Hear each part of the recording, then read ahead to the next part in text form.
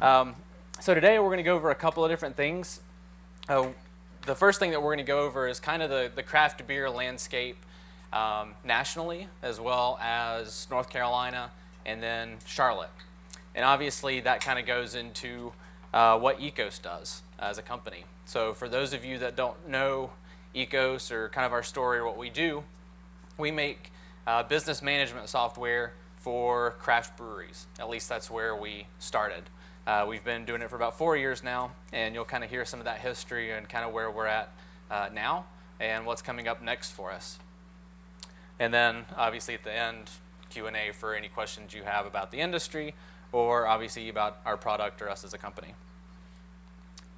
So to start with, I want to start at the basics because first of all, I'm assuming everyone here for the majority is kind of a fan of craft beer, which is why you came to this, I'm sure. And the fact that we actually have beer, I'm sure that helped as well. But what I want to do is kind of go through the process of making beer. So the way beer starts is you start with your malt, essentially, and that's put through a mill. And what happens is that malt is broken up a little bit to open up, and then it's put into what's called a mash tun. So essentially what happens in the mash tun is the grain's put in there, hot water's put on top of it, and it's essentially making oatmeal. So what happens is the hot water goes into the grains, extracts out the liquid, the sugar, and then what happens next is it's put into a boil kettle. So what happens here is that water that comes out from the grains is boiled, and that's where all the hops are added to the beer. Obviously, depending on the type of beer, either more or less hops are added. Obviously, IPAs have more than, say, a lager, and then the same goes for the type of grains and everything else that's used. From there, it's put into a fermenter, and essentially what happens is that liquid is cooled down, and then it's fed yeast. So what the yeast does is it eats the sugar that comes out of that grain, and that yeast puts out CO2 and alcohol, essentially. So the higher the alcohol in your beer, the more sugar there is in the beer. So that's kind of the way you can look at it. And for those of you that are watching your calories, the higher the alcohol, the more calories. So I'm sorry to disappoint you. After that, it goes into a bright tank. After the yeast kind of dies off, eats all the sugars, and that's where the beer conditions, to where it gets the carbonation, to where it gets that texture. It's cooled down, and then from there it's packaged in either cans, bottles, kegs, whatever it may be. And then obviously what happens next is it gets into your hands either through a brewery or a bar. So what we're going to go over today is what is craft. Whenever people say craft beer, what does that mean essentially? So as the Brewers Association defines it, who oversees all the craft breweries in the U.S., it's an American craft brewer is a small, independent, and traditional brewer. So what does that mean? A small brewery means that you produce less than 6 million barrels of beer a year. So a barrel, if you can do math really well, which I can't, is 31 gallons of liquid. So 31 gallons equals 1 barrel. If you're below 6 million barrels, then you're considered small. 6 million's a lot of beer, and you'll kind of see that as we go through. Independent, that means that the brewery is less than 25% owned by another company. So what's happening a lot in the market now, and you'll see this as we go through, there's a lot of private equity and venture capital coming into craft brewing, just like there is with software companies. So what tends to happen is a company will buy a smaller interest in a brewery to give them capital to be able to expand their market. The way the Brewers Association sees it, if you're owned more than 25% by any other company, then you're not independent. And then traditional is the majority of the beverages are traditional beer. So what does that mean? If you're drinking Four Loko, if you're drinking Smirnoff Ice, I'm sorry, but that is not beer. That does not classify as beer. Beer is traditional hops, grains, barley, malts, yeast, traditional beer ingredients. Same goes for, I'm sure a lot of you have seen nowadays, cannabis in beer. A lot of times brewers will just try to throw anything they can in beer and hope it sticks and hope it tastes good. So that's obviously why they have this definition for what makes traditional. So next, kind of the segments that craft beer falls into. A microbrewery produces less than 15,000 barrels a year. So this is the majority of the market. So for Charlotte, if you're looking for a brewery that's less than 15,000 barrels, it's really anyone except for like Noda, Old Mech. Those are larger breweries. Anyone else is typically under this threshold, but some of the breweries in Charlotte are growing at a pretty good clip, and they're getting close to this barrier. A brew pub is a brewery that they sell 25% or more of their product on site. So a traditional brew pub is, if you're in Uptown, so if you go to like Rock Bottom, if you go to Heist is what's considered a brew pub. At least for now, that will probably change because they've opened up a second production facility. They're putting out a lot more volume that's going out into the market to bottle shops like Total Wine, Crafty Beer Guys, Good Bottle, depending on where you're at in town. And eventually that will flip. But if someone's serving beer on site and they're serving food, 9 times out of 10, they're considered a brew pub. And then a regional brewery is anyone with a range between 15,000 barrels and 6 million. So that's going to be like a Noda, an Old Mech. But typically they call it regional because that beer makes it a long ways from the brewery. Noda and Old Mech are kind of outliers because Noda can't get any beer outside of Charlotte hardly. A little bit goes down to like South Carolina and Rock Hill. And then Old Mech has went into other markets, but they had to pull back because they couldn't meet the demand in just the Charlotte market. So they're considered regional, but they are kind of outliers in that too. So let's go over the amount of breweries in the US. So in 2017, we ended the year with 6,372 breweries. So as you can see from this graph, it goes from 1873 until the end of 2017. In 1873, there was a little over 4,000 breweries that existed in the US. Now, obviously, those weren't massive breweries. They were more like your neighborhood pub that you went down to, and the guy just happened to make beer. If it was any good or not, I doubt it, but they had beer, so that's what mattered. And obviously, you can see there's a big dip, as in 0, whenever Prohibition hit. So whenever Prohibition hit, obviously, no one was legally making beer. And the same thing goes for wine, spirits, and everything else. And it was just a couple of years ago, you can see as the timeline goes, that we actually reached the same amount of breweries in the US that there was before Prohibition. And it took a while to get there. But now you can see there's, at the end of the year, it's about 6,400. As of right now, there's about 6,700. We'll be close to 7,000 by the end of the year. And there's, at any given time, there's about 2,000 breweries in planning. And so what that means is people have put in for their permits and they're wanting to open up even if they have a location, but the government, the TTB, hasn't approved them yet. If we look at that number, how that breaks down, you can see that the majority of the breweries that are open in the US are microbreweries. Next is the larger amount is brew pubs, and then the small amount is regional. So but just by looking at this, you can kind of tell that the smaller producers in the US are the ones that are mainly outputting the volume.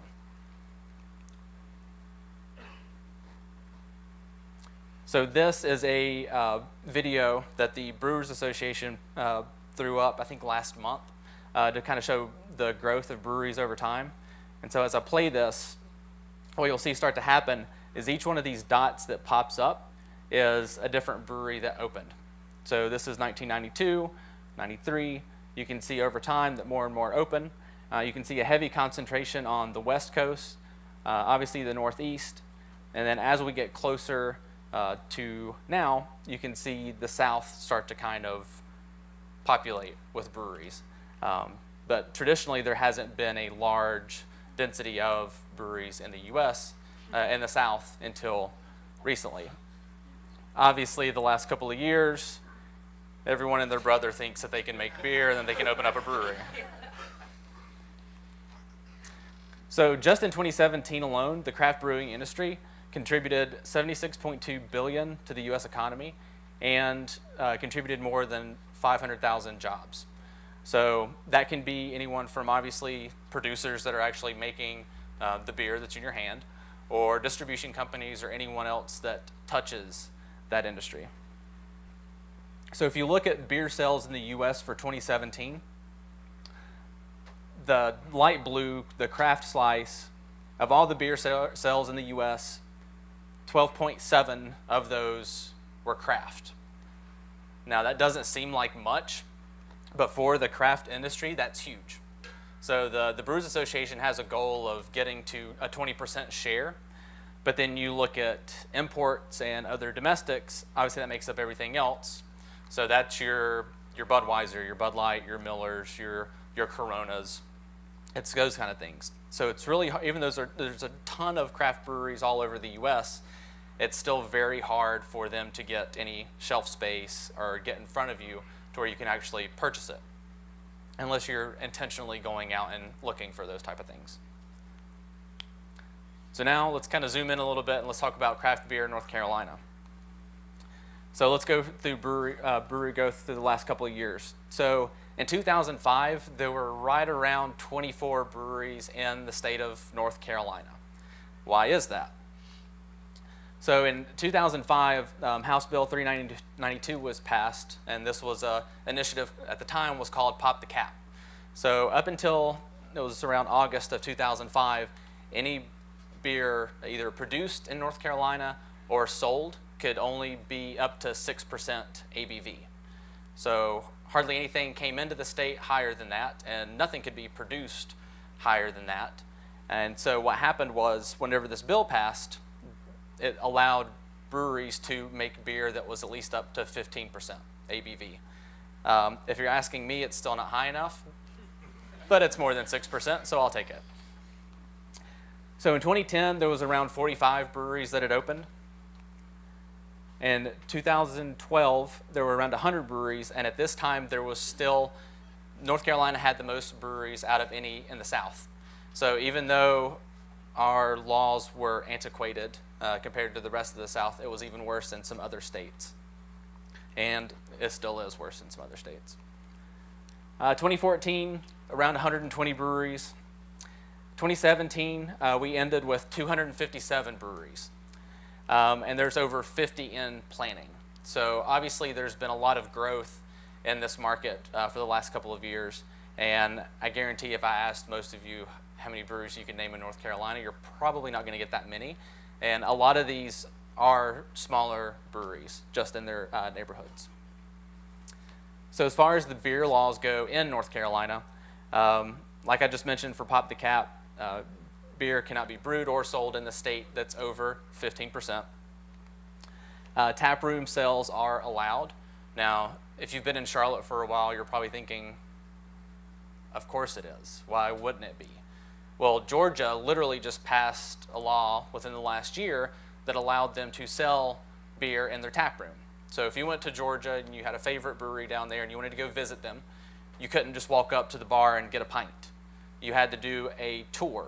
You had to buy a ticket, and then you walked around the brewery, and the person's like, tank, malt, hops, okay, go get your beer. And they had to do that to meet the law. So what they did is they passed it, so now you can go into a brewery in Georgia, and you can actually walk up to the bar and get a pint. Also in North Carolina, self-distribution is allowed. So typically in most states, there's a 3-tier system, which means as a producer, if I make beer, I then have to sell it to a wholesaler, who then sells it to the bars and the restaurants and everyone else. But in North Carolina, we can do 2-tier, which means myself as a brewery, I can go directly to the bar, the bottle shop, and sell it directly to them. Now, this is big. So a lot of other states that don't have this law want it really bad.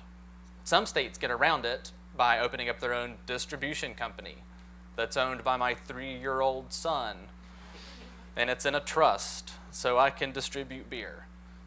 I'm telling you, brewers are some of the most creative people you have ever met, not just for making beer, but also for business. So one thing this is also big for us is there's a big initiative going on right now. It's called Craft Freedom. I'm sure a lot of you have heard of it in the news. But it's essentially a fight that NODA and Old Mec are doing with the state, because in North Carolina you can self-distribute, but only up to 25,000 barrels. What happens as soon as you brew 25,001, barrels of beer, you have to turn over your distribution rights to a distribution company. You can no longer distribute any of your beer. Well, to some people, it's like, well, I don't want to distribute my beer anyway. Why would I ever want to do it myself? Well, the reality is, if you are distributing your own beer, you're immediately seeing at least a 30%, clearing a 30% margin on that you're not having to give to a distribution company. Two, the reality is nowadays, most of the large distributors in the state are owned by Budweiser or Miller.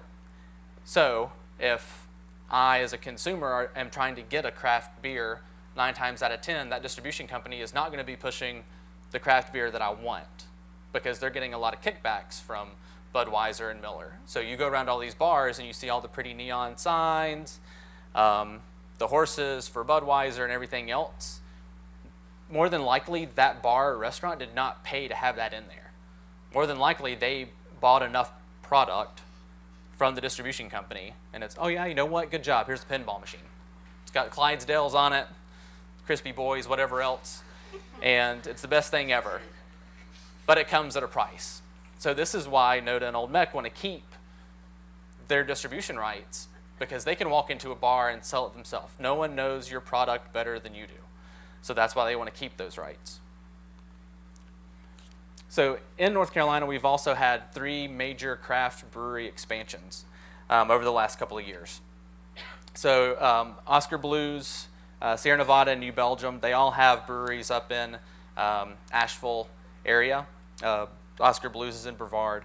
But what happened here was each one of these breweries, at least Sierra Nevada, California, the original location, New Belgium and Colorado, and the same for Oscar Blues, they're making their beer across country and then they're having to pay a lot to ship it across the country to get to North Carolina and everywhere else on the East Coast.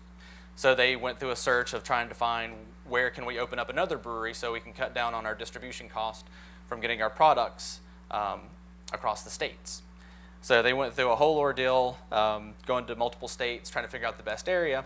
And these 3 picked Asheville area because if you know where these places are located, these breweries are really big on outdoors. So each one of these locations is a lot like where the original location is. There's a lot of mountain biking, there's a lot of hiking, there's a high quality of life. And that's one of the main reasons they pick those locations, as well as the water quality. So obviously there's a lot of breweries in Asheville, and that's one of the main reasons, is because of the water. A brewery in North Carolina can make the exact same recipe as a brewery in California, and if they're not doing anything to change the water content, it'll be 2 completely different products. And that's, so a lot of these breweries that have locations on multiple coasts or in multiple states, they have to go through a long, long process of matching water quality, so that if you get a beer that was brewed at one location and you compare it to the same beer that was brewed at another location, in theory you shouldn't be able to tell the difference. And it's because there's a whole lot of science that goes into making that beer as well. So as far as North Carolina goes, as I said at the end of 2017, 257 craft breweries. That ranks 8th in the United States. The reality of that is, for every 100,000 people in North Carolina that are older than 21, there are 3.4 breweries for that group, which means you should not be thirsty. A lot of states, it's a lot lower than this. And then you can see kind of how the growth has happened over time, how much the production has been, as well as the economic impact of these breweries in our state. And this is just a map of North Carolina with all the breweries spit out on it. This is outdated from the time I put it on here. There's another one opened up, and there will continue to be more through the year. Obviously, you can see high concentrations in Raleigh, Charlotte, and the mountains, because Asheville is a big destination, Beer City, USA. So a lot of people from all over the country go there for their beer field trips. So this is a map of just the breweries in our immediate area. You can see, obviously, there's none in Uptown. We can see that there's a good amount in Plaza Midwood, Noda, and South End. And this is a lot of those logos. So for a lot of the breweries that are around here, this may be their only location, or they may have multiple locations throughout the state or in different states. Just in Charlotte proper, there's about 30 craft breweries, and in Mecklenburg County alone, there's about 50. So for some of these, like Cabarrus, for High Branch up in Concord, D9, they're not even in Charlotte proper, but they're considered local breweries, and there's new ones opening all the time. So one reason that buying local craft beer is so important. So the reality is, for every beer that's made and purchased in Charlotte, 90 cents out of every dollar goes back into the economy here locally. So it's not going back to other states, it's not going back out to other groups, it's staying right here, and that goes back to the wages, the vendors, the taxes in Mecklenburg County and everywhere else, where otherwise if you're buying a big micro brew or whatever, it's not. Okay, the illusion of choice. What is this? Sounds kind of magical, but not really. The illusion of choice is something that big beer is currently waging on craft beer. What that means is, I go to a grocery store, I go to Harris Teeter, Publix, wherever, I'm looking at the shelf, and there's so many options on the shelf, or at least you think they are. So we're gonna have some Q&A here. Out of all of the breweries that are up here, how many of these do you think are craft? Just by looking at the logos. 3, 0, 2, 1.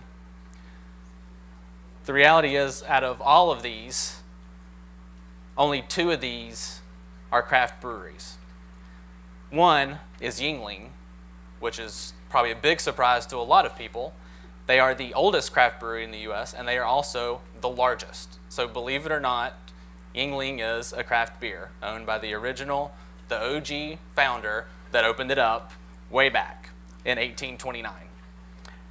Sam Adams is the second one. Sam Adams is really big, but according to the Brewers Association and the definition, they are still a craft brewery. It's still owned by Jim Cook. You see him on all the commercials. He's all over the place. He loves drinking a lager, and he's more than happy to tell you about it.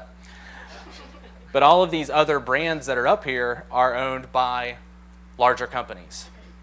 And I'm about to make your head hurt, so I apologize in advance. And I know it's really hard to see this, but this is just kind of an illustration. All of these beers, all these breweries on the outside are owned by larger brewing companies, with the main brands being Budweiser and Miller. So for Budweiser, this is part of their plan.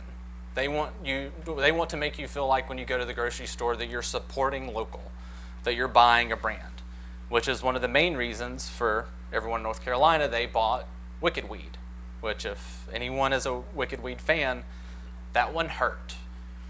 We wept in the office the day that happened. There were a lot of tears shed that day. But all of these other brands are owned by these larger companies. So really, whenever you're going to Harris Teeter, you may not be on the Keystone Light or the Miller or the Bud Light side. You may be on the craft side of the aisle. If you're not careful, you're just buying another brand from Budweiser. And that's the way they want it. So to kind of combat this, we can see that in this is the amount of beer that was produced in 2017 in just the US. The far right is the amount that Budweiser Global produced. Beside that is the amount that Budweiser in the US produced. Next to that, Molson Coolers. Next to that, import beer. And then right beside that, you can see small and independent. So that's all of the other craft breweries in the US lumped together. In the grand scheme of things, that's all that was produced. Beside that is Constellation Brands, which own Ballast Point, Funky Buddha, and a couple other brands that aren't sold around here. Beside that is Heineken. Heineken owns Lagunitas, So before, Lagunitas was craft, and then they ended up selling 50% of their stock to Heineken to boost the company. And then Lagunitas was like, you know what, just take all of it. So they sold the other 50% to Constellation, and now they're 100% owned by them. And then beside that, you can see the small sliver that Yuengling produces, and beside that is the very small sliver that Boston Beer produces compared to everyone else. So before, whenever I said the Brewers Association said that a small craft brewery was below 6 million barrels, Boston Beer, Samuel Adams just produced 2 million. That definition used to be like 1.75 million by the Brewers Association, but then they had to up it because Sierra Nevada, a lot of the other breweries were getting close to that mark, and they are quote unquote craft, so they had to adjust the definition a little bit. So the Brewers Association has launched this big campaign for independent craft breweries, so that whenever you go to the store and you're looking for a true independent beer, you're looking for this logo on the left. So 77% of beer lovers said that they're more likely to buy a beer that has that on it than not, just so they know it's not owned by Budweiser or Miller. And then 55% say that they're much more likely or somewhat more likely to purchase a brand that has that on it. Up to date, there's about 4,000 breweries that have adopted that seal. And if you're looking for some way to figure out if it's really craft or not, if you care about buying local and things like that, look for this, and that helps you get in the right direction. Okay. Whew. Just laid a whole lot of knowledge. I need a drink. So where does Ekos come into play? It's a great question. So years ago, Greg, my partner, who was here, everyone say hey, Greg. Hey, Greg. Yeah. Years ago, Greg and a bunch of developers got together and started building a platform called Ekos. So what Ekos was made to do was to help businesses manage their processes, from inventory, production, and everything else. And started building out this platform, and then had the intent of finding niche markets that were very underserved by technology. So looked at a bunch of different markets, and one of the first ones that Greg picked, and he's going to love that I put this up here, and so is the Ekos team, was called Ekos Rancher. Make it great again. Make it great again. The team really wants to bring you back. Yes. So what Rancher did was livestock management for farms. So sheep, cattle, horses. There's a big need in the farming community to manage livestock, especially genealogy for what the cows and everything else were used for, the family tree, if they're purebreds or not, all these things. Built it. Traction was there. No one wanted to pay for it, though. Kind of need that to have a business. So next step after that, Greg started looking into farms. So grain, hops, specialty crops. Greg's like, okay, who uses these things? Craft breweries. So this was around 2013. So Greg went to a local brewery, Triple C, here in town, and started talking to them about this. And they're like, yeah, that's great. I love what you're saying, but that doesn't help us. Here's what we really need help with. We need help with our production processes. We need help with inventory, sales, accounting. And Greg's like, oh, okay. So what happened next is started looking more into the business. And so the question was, how are you running your business today? The answer was whiteboards, clipboards, and spreadsheets. Yes.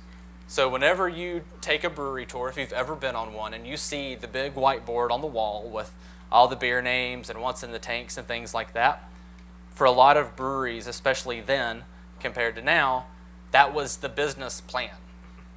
So if someone had too much beer to drink on the tour and just happened to lean up against that whiteboard, there goes the plans for the week.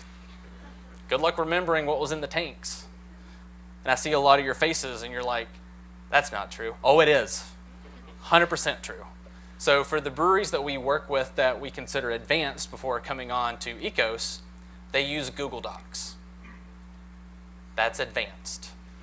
They use that because they hit the problem of keeping track of inventory and knowing what in the world they have for raw materials, for finished goods, and everything else. So this got the wheels turning. Yes, this seems like a good idea.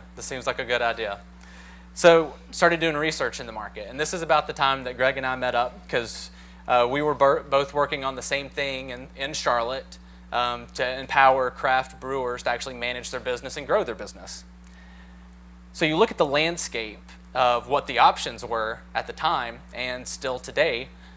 Today you can throw up Ekos on here. You can take beer rundown. Back in the day, these were the options. So you're looking at large ERP solutions like SAP, Microsoft Dynamics, NetSuite. Beer Run was a solution that was built on Adobe Air. For any tech people, I'm sure you're having a heart attack right now because who in the world would ever do that? And the main developer on it liked to brag that he built the entire thing without ever stepping foot into a brewery. You don't tell that to a brewer. They're not going to like it. So after kind of looking at the market and figuring out this was going to be a good idea, this would be something that would work, we started building out Ekos Brewmaster. And this is our original logo. So our plan was to build a solution to help craft breweries in the U.S. manage their business and grow. So if you look at the industries that we're involved in, the middle is the producer. So you're looking at beer, wine, cider, spirits. And then there's all these other industries that we touch as far as the actual farmer, the supplier, the distributor, and the consumer. We have 4 main areas of focus for the software. Obviously, we focus on operations, so that can be just getting stuff done. So who needs to get stuff done? When does it need to be done by? Production is the actual process of making the beer. So the recipe, the amount of inventory, if you go into accounting, the actual cost of the beer. A lot of the breweries that we have worked with before getting on the software had no idea how much their beer cost. So they're pricing their beer based on what everyone else is pricing it for on the shelf. But then they have no idea how much it even costs to make that beer. We've had breweries that have called and they're like, your software's broke. Why is the software broke? It says my beer is way too expensive. Okay, let's talk it out. Is this the grain you used? Yep. Is this the hops you used? Yep. Did you dry hop it 7 times? Sure did. Okay, that's how much your beer cost. Oh. That beer is already on the market, on the shelf, and it's way underpriced. Super small margin on it. A lot of the breweries, especially the craft breweries, open up because they used to home brew in their garage, and their friends told them, hey, this beer's really good, you should open a brewery. Yes, I should, and I will. And then they get into it, and they have payroll, and they have taxes, and inventory. That's when we get the call. And then you can also see we handle sales as well. So for a lot of the sales teams that aren't using a solution, what happens is Sunday night, everyone gets an email. Hey, this is what we have in the cooler. This is what's available to be sold. Go sell it. The sales team does their job. They go and sell. They come back at the end of the week. Here's everything I sold. Oh, that's great. But you sold 20 kegs to that one person, and we only have 2. And Joe and Sally also sold kegs, so now you got to go back to your customer and tell them that you can't sell them what you said you would. Obviously, there's a big problem there and a big disconnect. So as far as us as a company, we started Brewmaster in 2014. That's when we launched officially. We ended the year with around 98 customers. At that point, we were just get on the software, give us feedback, let us know your problems. We'll make updates. 2015, we ended with around 400 customers. 2016, around 742, 2017, 1,081. As of today, we're over 1,350 customers, and that is in over 40 countries. So like I said earlier, whenever we first started, our main focus was craft beer in the US. And then Canada started calling, and Australia, and New Zealand, and all these other countries that needed help. They needed help with what we could provide. And we're on the phone with them, we're like, we don't do multilingual. And they're like, I speak English, it's fine. Okay, I'm from Ohio. That's typically the answer we get, because Ohio, no offense. But this has continued to happen, and we've continued to update the software to kind of help these breweries with their needs as they've came to us. But originally, it was not the main focus to ever go international. It's just kind of happened organically. So, demo time. I actually show you a little bit of the software. So, this is kind of what we handle. So, in the lower left, we have the actual purchases section. So, whenever a brewery receives in their raw materials, we help with that process of receiving those goods in, the amount that they bring in, as well as how much that cost. And that kind of trickles through and actually shows them how much their beer costs to make. The production process actually handles the recipes, the process of brewing the beer, going through and packaging that up, and then that packaged finished goods area goes back and forth between production users and sales users. So the sales team actually knows this is how much I'm able to sell. And then they can do the invoicing and the shipments process in Ekos as well. All those invoices that are created sync over to the brewery's accounting platform, which 9 times out of 10, that's QuickBooks, either desktop or online edition. We have a small CRM built in the system as well. We run reports, and we also help them with their TTB reports, which tax Tobacco Trade Bureau for the government. They oversee all the alcohol production and tobacco for the U.S. And these breweries have to report to them, depending on how big they are, either once a month or once a quarter. The larger ones are once a month, the smaller ones once a quarter. And we help generate those reports for them. If they're not using software like ours, you're looking at a minimum of 8 hours in a month just to get the information together off your clipboards and your spreadsheets to put those things together. One thing that we also do is we have what we call a facility view. And what we do is for every customer that signs up with us, they send us a layout of their facility. So tank locations, storage locations, what goes where. And our team customizes that for them. And this area is completely interactive. So these tanks are lit up because it's different products in them. They can click on any of the storage locations and they can see how much inventory they actually have in any area at any given moment. So that way they know my finished goods are here, this is where they need to be. I can drag and drop this hop or whatever into the beer, be good to go. And this was something that we originally did not launch with. But we wanted to make the software really easy for everyone on the production floor to be able to use it. So that's why we incorporated this. And like I said, this is custom for every brewery, cidery that comes on board with us. Okay, whew. That was a lot and really quick. So now I'm going to open it up for Q&A. If anyone has any questions, ask away. If not, I'm sure there's still beer left over.